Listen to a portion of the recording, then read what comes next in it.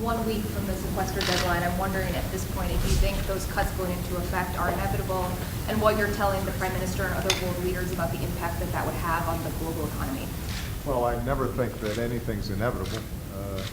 We always have the opportunity to make the right decisions, and I've been very clear that these kinds of arbitrary automatic cuts would have an adverse impact on families, on teachers, on parents who are reliant on Head Start programs, on our military readiness, on mental health services, on medical research. This is not a smart way for us to reduce the deficit. I've also been very clear that there's an alternative, which is for us to take the kind of balanced approach that I presented, where we have more strategic cuts on programs we don't need, and we close some tax loopholes that are taken advantage of only by the well-connected and the well-off. By the way, that's what the majority of the American people prefer. So I will continue to have conversations with members of Congress, both while they're gone and when they get back next week.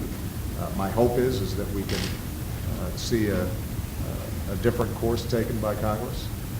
This should be a no-brainer. With respect to world leaders, I think that unlike issues like the debt ceiling, the sequester going into effect will not threaten the world financial system.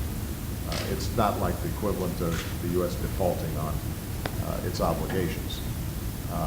What it does mean, though, is that if the U.S. is growing slower, then other countries grow slower because we continue to be a central engine in world economic growth. So I don't think anybody would like to see this outcome.